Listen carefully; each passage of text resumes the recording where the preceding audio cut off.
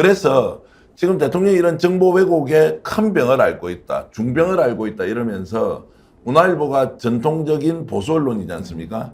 여기에 허민 선임 기자가 정말 장문의 칼럼을 썼는데요. 윤의 눈, 귀 가리는 정보 왜곡 중증, 권력의 암, 국정 파탄 내몬다. 행정학 박사신데 저분이요. 정치에 대한 식견도 굉장히 넓고 보수 평론가 기자로는 상당히 필력과 역량이 있는 분으로 평가받는데. 근데 지금 문화일보가 지금까지 대통령 눈가기를 가리고 왔었는데 그러니까 왜 지금 난리냐는 거야 이제. 지금 이렇게 썼고 허민 기자가 분석하는 대통령의 정보 왜곡 중증 상태에 대한 사례가 있습니다. 그게 혹시 준비되어 있습니까?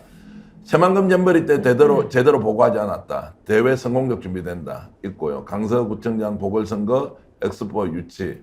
그래서 저 칼럼에서는 내년 22대 총선에서 과연 여당 지도부가 지금 수도권 위기로는 사실 아니다라고 대통령께 보고한 것이 실제 총선 결과로 어떻게 나타날 건지 정말 봐야 되는데 지금이라도 대통령을 권력의 암에 빠지지 않도록 해야 한다. 이렇게 이제 썼습니다.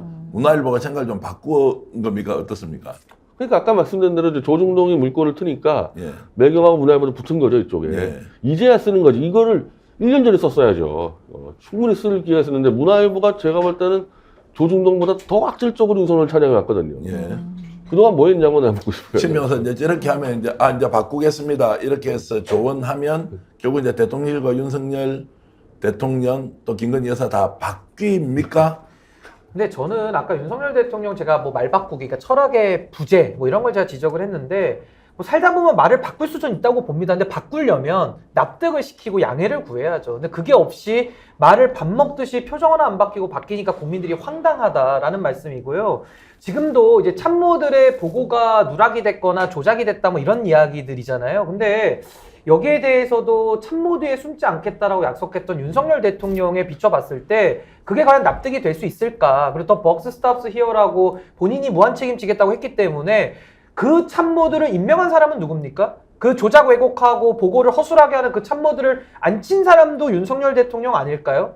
그렇다고 한다면은 본인이 대통령이 인사로 모든 걸 말하는데 인사를 잘못했다. 그러면은 본인이 무능함을 입증하고 있는 거거든요. 그래서 저는 참모들 탓하는 것도 지도자 입장에서는 굉장히 궁색하고 무능하다. 그러니까 이것을 뭐 언론에서야 분석하고 할 수는 있지만은 문제의 본질이 뭐냐? 도대체 우리가 병원에 가서 진단을 받을 때 어디가 환부고 어디가 아프냐? 원인이 뭐냐라고 짚어봤을 때 저는 원인은 용산에 있고 용산 중에서도 시민사회수석실이나 정무수석실에 있는 게 아니라 윤석열 대통령실 본인 집무실에 있다. 윤석열 대통령 본인이 문제인 것이지 누구를 자꾸 탓합니까? 너무 없어 보인다. 저는 이렇게 봅니다. 제가 이 칼럼을 보니까 신인규 변호사 대표의 이 이야기에 공감이 되는 게요. 아, 윤석열 대통령은 최소한 정치 지도자, 대통령의 자질은 없는 인물이었구나라는 생각이 드는 게 여기에 이런 구절이 나옵니다.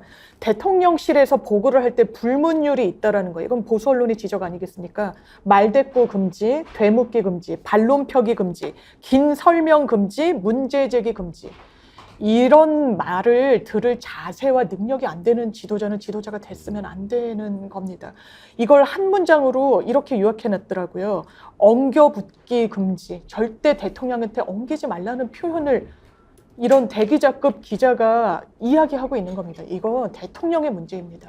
그러니까 이제 그 말씀은 지금까지는 뭐 한겨레신문이나 오마이뉴스 같은 진보 언론이나 민주당에서 논평을 할 때는 뭔가 정치적 목적을 가지고 상대를 공격한다 이런 것인데 지금 보수 언론을 중심으로 실제 윤석열 대통령이 어떻게 국가 경영을 하고 있는지에 대해서 직접적인 문제 제기는 이제 두 가지 측면이고 하나는 받아들이지 않으면 안 된다는 경고이기도 하고 실제 그런 상황이 됐을 때 윤석열 대통령과 결별할 수도 있다. 이런 것도 좀 내포를 하고 있습니까?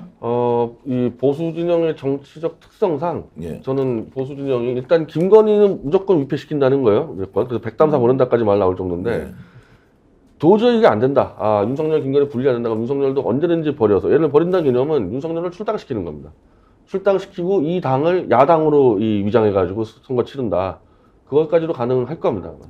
요 아주 비슷한 사례가 MB 정권 말기 때 이제 이명박의 지지율이 뭐 거의 10% 초반 나올 때 총선 때 무조건 지니까 박근혜를 등장시켜가지고 그때 사실 마치 그 당이 야당인 것처럼 거의 야당처럼 선거 치렀거든요. 그래서 역전승하지 않았습니까? 그 사례가 있기 때문에 지금 전체적으로 이 국힘당의 개혁 방안은 뭐냐?